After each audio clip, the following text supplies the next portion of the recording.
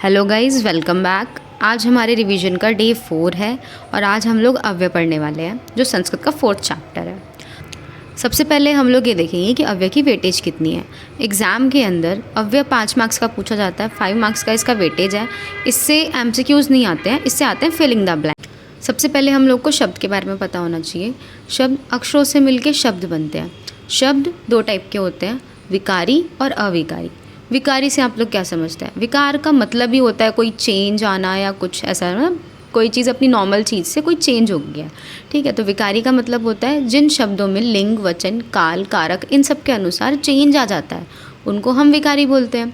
और अविकारी में चेंज नहीं आएगा, इसीलिए उनको अविकारी बोलते हैं। जो हमारे अव्यय होते हैं वो अविकारी शब्द होते हैं। अव्यय के अंदर लिंग, वचन, कारक और काल के अकॉर्डिंग चेंज नहीं आता। ये एज इट इज़ ही ऐसे यूज़ होते हैं हमारे सेंटेंसेस के अंदर, इसीलिए इनको अव्यय बोलते हैं। अब अव्यय भी फर्दर 2 टाइप के होते हैं, एक होता है रूढ़ और एक होता है यौगिक। अब सबसे पहले इस चैप्टर में हम लोग को 35 अव्यय दे रखे हैं, उन शब्दों को पढ़ना है, हमें उन अव्ययों को पढ़ना है। उन अव्ययों को हमें मीनिंग पता होना चाहिए, क्योंकि अगर हमें मीनिंग होगा तभी हम लोग आइडिया लगा सकते हैं इस सेंटेंस का ये मतलब बन रहा है और हम लोग को ये वाला अव्यय इसके अंदर ऐड करना है, ठीक है। हम लोग को ये पहले पता करना है कि किसी अव्यय का मतलब क्या होता है। दूसरा, हमारे बुक में भी बहुत सारे एग्जाम्पल्स मेंशन कर रखे हैं, तो हमें एग्जाम्पल्स को पढ़ना पड़ेगा, जिससे हम लोग को आइडिया हो जाएगा कि कैसे कैसे हमारे सेंटेंसेस में यूज़ होंगे। और मैं आगे अभी एक्सप्लेन करती जाऊँगी, जब एक वर्ड के मतलब बताती जाऊँगी अव्यय के, तो मैं साइड में यहाँ पे पेस्ट कर दूँगी, आप लोग वहाँ से भी एग्जाम्पल्स दे सकते हैं। बाकी मैंने आपको बोला था पहले ही कि अगर आपको नोट्स चाहिए तो आप व्हाट्सअप चैनल ज्वाइन कर सकते हो, उसमें आपको सारे नोट्स अवेलेबल मिले। तो फर्स्ट है हमारा च। च का मतलब सबको पता होता है, सबको पता ही होगा। च का मतलब होता है और, जैसे कि एग्जाम्पल के साथ एक्सप्लेन करती हूँ। जैसे राम लक्ष्मण च गच्छता, मतलब राम और लक्ष्मण गए। देखो जैसे राम और लक्ष्मण के बीच में और आ रहा है, लेकिन च लगता है राम लक्ष्मण के बाद। इस चीज़ का ध्यान रखना, कभी भी बीच में मत लगाना, फिलिंग द ब्लैंक्स में इस चीज़ की गलती हो जाती है। नेक्स्ट है हमारा अपी। अपी यहाँ पे अपी के दो यूजेस होते हैं। एक अपी का मतलब होता है भी, जो सेंटेंस के बीच में यूज़ होगा। एक अपी का मतलब होता है क्वेश्चन के लिए हम लोग उसको यूज़ करते हैं। जैसे कि अगर जब हम क्वेश्चन के लिए अपी को यूज़ कर रहे हैं तो जो अपी है वो आगे आ जाएगा सेंटेंस के। अगर वो स्टार्टिंग में आ रहा है तो वो क्वेश्चन है, अगर वो बीच में आ रहा है तो उसका मतलब है भी। नेक्स्ट है हमारा एव। एव का मतलब होता है ही, जैसे शिशु दूध ही पीता है, ठीक है। इसका संस्कृत ट्रांसलेशन एक बार आप पेस्ट मैंने कर दिया, आप उस पर देख सकते हैं।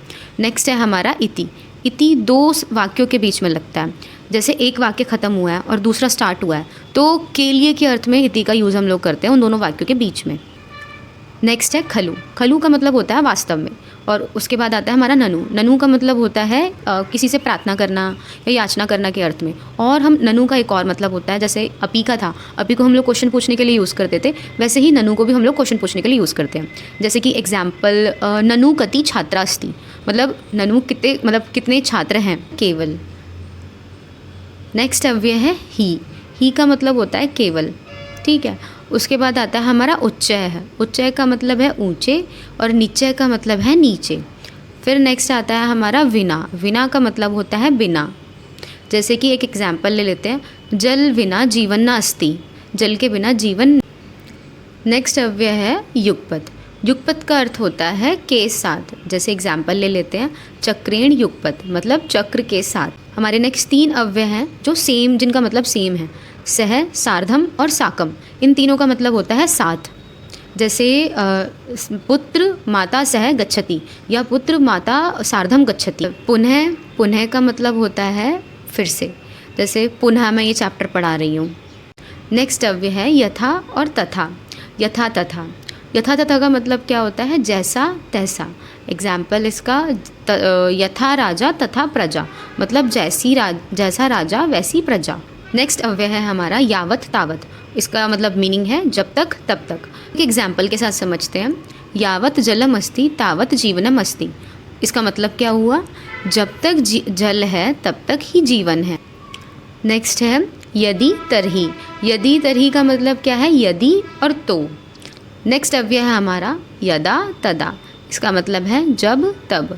आपने बहुत फेमस लाइन सुनी होगी कृष्ण जी की, यदा तदा ही धर्मस्य है। ये आप एग्जाम्पल लिख सकते हैं या फिर से समझ सकते हैं, बाकी मैं एग्जाम्पल्स तो मैं अटैच करती ही जा रही हूँ। नेक्स्ट है अन्यथा। अन्यथा का मतलब क्या होता है? नहीं तो। और समर्थम का मतलब होता है किसके लिए। न का मतलब होता है नहीं। कति का मतलब होता है कितने, कुत्र का मतलब होता है कहाँ, एकत्र का मतलब होता है इकट्ठे, और सर्वत्र का मतलब होता है सब जगह। यथ मतलब कितने का मतलब होता है यहाँ। अन्यत्र का मतलब होता है कहीं और, का मतलब होता है यहाँ, तत्र का मतलब होता है वहाँ। लास्ट 2 अव्यय हैं। एकत्र मतलब एक जगह, सदा का मतलब हमेशा। इसी के साथ हमारी अव्यय चैप्टर की रिवीजन हो गई है। अगर आपको और चैप्टर की रिवीजन करनी है तो आप मुझे कमेंट कर सकते हैं, लाइक करें, सब्सक्राइब करिए, अपने दोस्तों के साथ शेयर करिए। बाय।